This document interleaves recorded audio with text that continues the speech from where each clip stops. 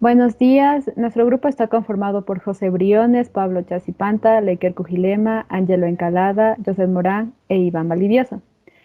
Nosotros vamos a explicar acerca de las cadenas tróficas, las cuales son también llamadas alimentarias o de nutrición, debido a que son corrientes de energía y de nutrientes que se establecen entre las distintas especies de un ecosistema por su alimentación.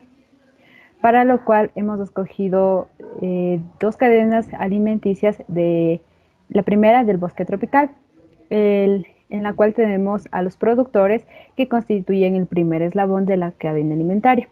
Estos son organismos autótrofos debido a que realizan la fotosíntesis y realizan moléculas orgánicas a partir de moléculas inorgánicas simples, que son el agua, CO2 y una fuente energética que es el sol. Entre estos tenemos al zapote, a la bromelia y a la caoba. Los siguientes eslabones corresponden a los consumidores, que son organismos heterótrofos, y estos se clasifican en consumidores primarios, secundarios, terciarios y cuaternarios. Consumidores primarios son aquellos que se alimentan directamente de las plantas, cumplen con una variante que resalta en su medio de hábitat, ya que almacenan la mayor parte de la energía de los productores y así sobreviven para el uso alimenticio de los consumidores que los preceden, en este caso los carnívoros. Como ejemplo tenemos el mono aviador, colibrí y loro, los cuales habitan en bosques tropicales y se alimentan mayoritariamente de plantas y sus frutos. Consumidores secundarios. Son animales carnívoros, es decir, son aquellos que consiguen los nutrientes y la energía que necesitan por medio de una dieta basada en el consumo de la carne de los consumidores primarios. Son mayoritariamente de tamaño promedio y, por tanto, su alimento son presas pequeñas fáciles de capturar. Su función radica en el equilibrio de plagas. Por ejemplo, los murciélagos, zarigüeyas y ranas, cuyo alimento son pájaros, insectos y roedores. Consumidores ternarios. Son denominados de tercer orden o predadores porque son animales carnívoros que obtienen la materia y energía al alimentarse de otros carnívoros, debido a que demandan enormes cantidades de energía para nutrirse, desarrollarse y ejecutar adecuadamente sus funciones para vivir. Se alimentan tanto de consumidores primarios como secundarios. Su principal función en la cadena es mantener en equilibrio la sobrepoblación y sirven de alimento para los superdepredadores, como por ejemplo tenemos los caimanes, boas y cobras, reptiles que comúnmente comen presas de tamaño promedio. Los consumidores cuaternarios. Son organismos que se alimentan de consumidores terciarios y se encuentran como depredadores alfa, ápice o superdepredadores, debido a que no son acechados por un organismo superior y suelen eliminar a posibles competidores ecológicos, afectando el equilibrio de las poblaciones de sus presas. En nuestro ejemplo de cadena podemos encontrar al jaguar y al cocodrilo. Luego tenemos a los descomponedores o también denominados saprófagos. Son organismos heterótrofos que se alimentan de la materia orgánica en proceso de descomposición o de los desechos de otros animales. El proceso que realizan los descomponedores es necesario en todos los ecosistemas para que se remueva la materia y energía. Hay varios tipos de descomponedores, como son los siguientes. Los hongos, que son capaces de aprovechar los recursos de la materia, de materias como hojas, plantas, materia fecal. El ejemplo, el hongo mucor.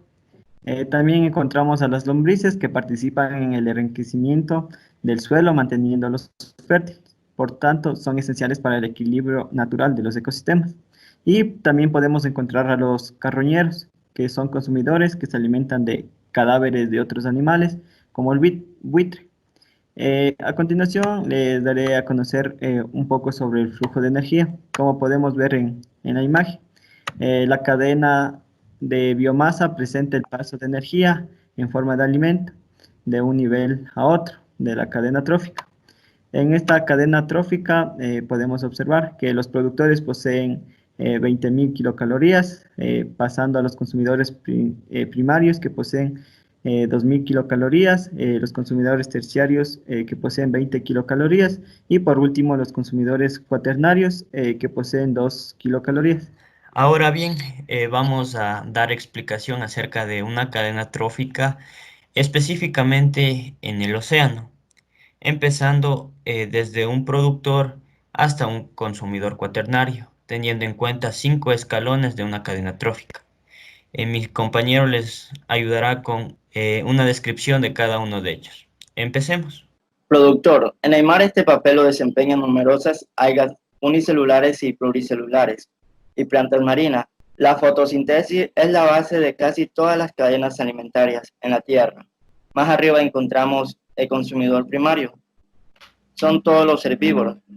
Los copépodos son crustáceos muy pequeños pero considerados entre la alternativa de alimentación para especies acuáticas en cautiverio. Dentro de este grupo está el zooplancton.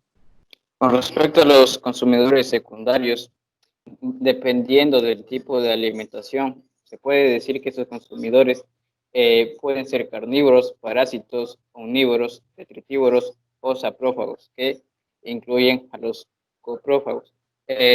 Con respecto a los consumidores terciarios, netamente ya vendrían a ser animales que tienen una alimentación de tipo de carnívoro, ya que se alimentan pues, de sus predecesores que vendrían a ser los consumidores secundarios. Con relación al consumidor cuaternario, es el que representa el quinto y más alto eslabón de la cadena trófica. Se encuentran además como depredadores alfa, ápices o superdepredadores, porque no son acechados por ninguna otra criatura, a excepción del ser humano.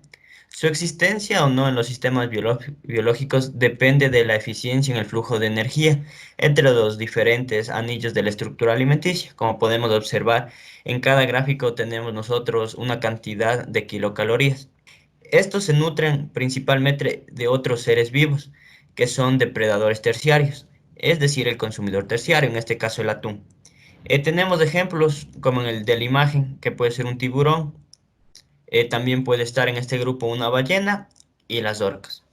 Ahora pasando a los descomponedores, nosotros hemos puesto unos claros ejemplos que son los equinodermos. Estos tienen una función, ya que cuando los organismos marinos mueren, los descomponedores los desintegran.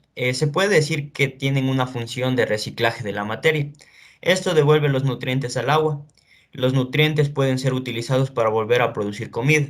En el océano, algunos descomponedores incluyen a las bacterias y los gusanos. En este grupo de equinodermos incluimos a los erizos de mar, las estrellas de mar y los pepinos de mar. De forma general, voy a explicarles un poco acerca de los organismos autótrofos y heterótrofos. Los autótrofos son los que producen su propia comida y en este caso ocupan el primer eslabón de la cadena alimenticia o trófica, que son los productores. Por otro lado tenemos los heterótrofos, que son los organismos que no pueden producir su propio alimento, por lo que deben comer o absorberlo. Por esta razón, los heterótrofos son también conocidos como los consumidores, en los cuales se incluyen todos los animales, hongos, muchos protistas y bacterias.